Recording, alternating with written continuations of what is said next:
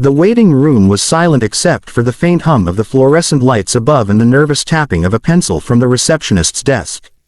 Sarah shifted uncomfortably in her chair, trying to balance her sleeping 4-year-old son, Noah, on her lap while also clutching the folder that held her resume. Her palms were damp, her heart raced, and a familiar knot of worry pressed against her chest. She knew the odds were stacked against her the moment she walked through the glass doors with a child in her arms. She had felt the receptionist's eyes linger on her, filled with judgment, as though a mother daring to dream of a corporate job was already a crime. Sarah smoothed her son's hair gently, whispering in her mind that she had to make this work. This job wasn't just about a paycheck, it was about survival, about stability, about finally giving Noah a home that wasn't a cramped studio with peeling paint and drafty windows. But when the hiring manager finally came out, a woman in a sharp navy suit and heels that clicked against the tiled floor, Sarah knew trouble was coming. The woman's eyes swept over her resume briefly, then landed on the boy in her lap. Her polite smile faltered, and something cold settled in her gaze. "Ms. Williams," she asked, her voice curt. "I wasn't aware you'd be bringing a child to the interview." Sarah felt the sting of those words, the dismissal hidden beneath their polished tone. She rose carefully, adjusting Noah who stirred in his sleep, and replied softly, "I didn't have anyone to watch him today. But I promise, he won't be a distraction. I'm here because I really believe I'm right for this job." The woman pursed her lips, glancing around as if worried that the sight of a single mother with a child in a corporate office might tarnish the company's spotless image. "I'm sorry," she said flatly, already turning back toward her office. "We're looking for someone who can fully commit, without complications. I don't think this will be a good fit." The words hit Sarah like a slap.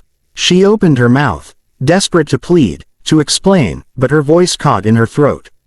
The rejection wasn't just professional. It was personal, a reminder of every door that had been slammed in her face since her life had taken an unexpected turn. She sat back down slowly, holding Noah tighter as tears burned her eyes. The receptionist avoided looking at her, tapping faster on the keyboard, the unspoken message clear, "Leave."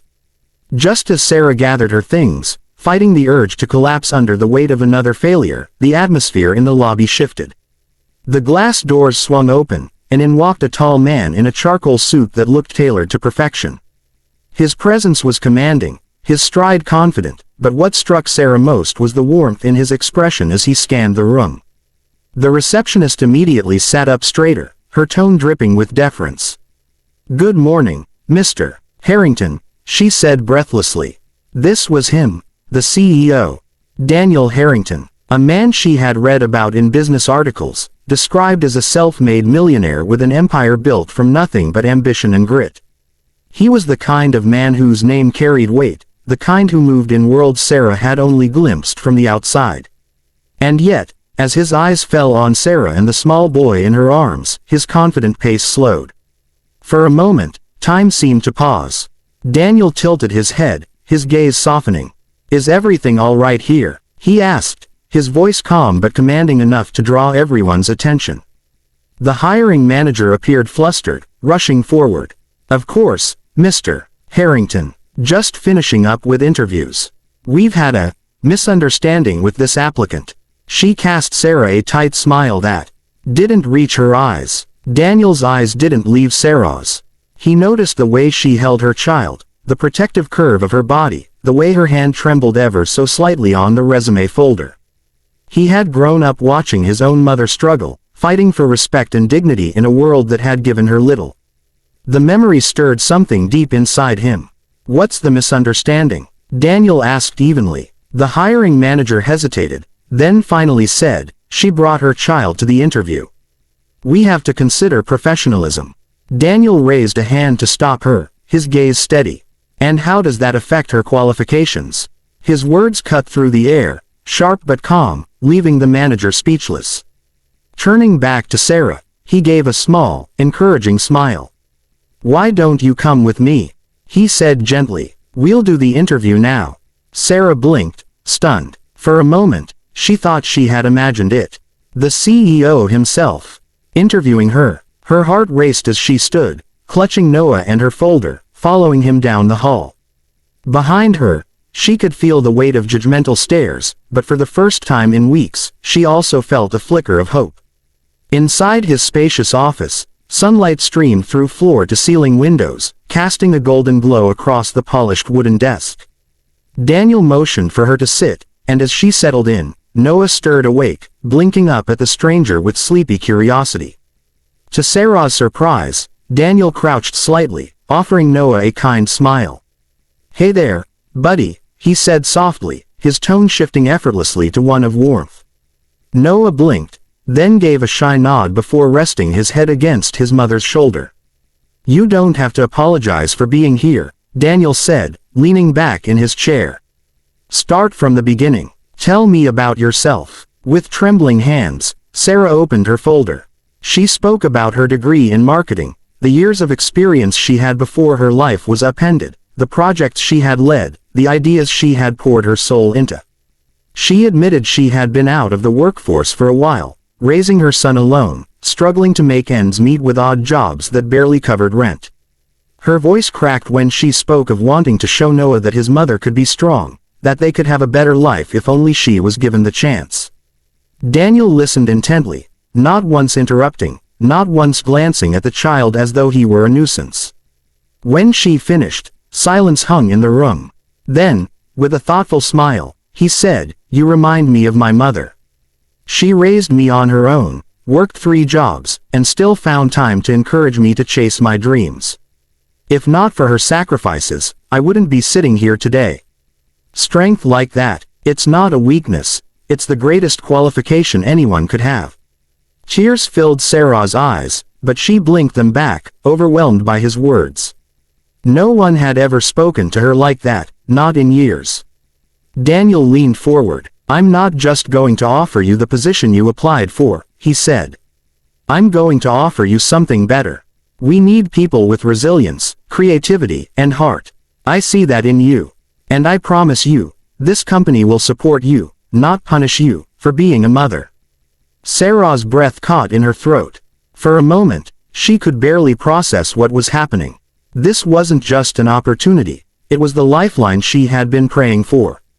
Over the next weeks, Sarah found herself stepping into a new world. The job was challenging, demanding long hours of focus and creativity, but it came with flexibility she had never imagined possible. Daniel had made sure she had resources, a childcare program through the company, a mentor to guide her, and colleagues who began to respect her not just as an employee but as a woman who had fought her way back from the edge. But it wasn't all easy. There were still whispers in the office, quiet judgments from people who thought she had been favored by the CEO, resentment from those who couldn't see beyond their own narrow views. Sarah struggled with guilt, wondering if she truly deserved this chance, wondering if she could balance being the mother Noah needed with the professional she wanted to become. Some nights, when Noah was asleep, she sat by the window, staring at the city lights, fighting tears of exhaustion. It was during one of those late nights at the office that Daniel passed by and saw her still at her desk, papers scattered, eyes heavy with fatigue. He paused, then gently knocked on the doorframe. "You're doing too much," he said softly. She looked up, startled. I don't want to let you down." Or him. Daniel stepped closer, his voice calm but firm. "You're not letting anyone down. The fact that you're here, pushing forward despite everything, that's already enough. Don't forget that strength isn't only about how much you can carry. It's also about knowing when to rest."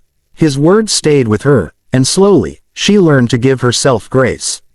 She began to find her rhythm, balancing motherhood with her new role, and with each success, her confidence grew.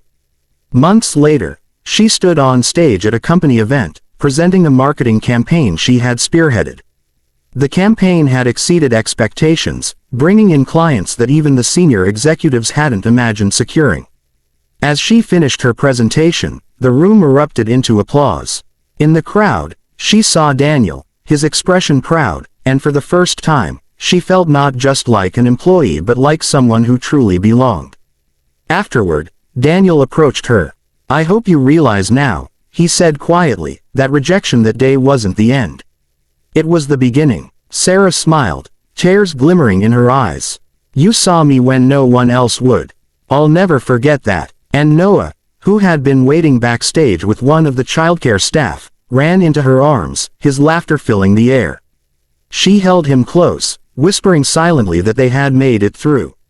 They weren't just surviving anymore, they were living. The story of Sarah's journey spread quietly among the employees, becoming a symbol of resilience and second chances.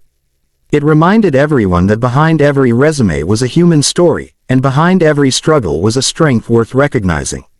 Years later, Sarah would go on to mentor other single mothers entering the workforce, telling them her own story as proof that rejection didn't define them. What mattered was the courage to keep going, the faith to believe that one day, someone would see their worth. And every time she walked into her office, nose drawing framed on her desk, she carried with her the memory of that moment in the waiting room, when everything seemed lost, until one person chose to see her not as a burden, but as the capable, determined woman she truly was. The message she carried, the one she wanted her son and everyone else to know, was simple but powerful. Sometimes, life closes doors because it's leading you to the one that was always meant for you. And when that door opens, you realize the struggles weren't meant to break you. They were shaping you into someone who could step through it with strength, with dignity, and with hope.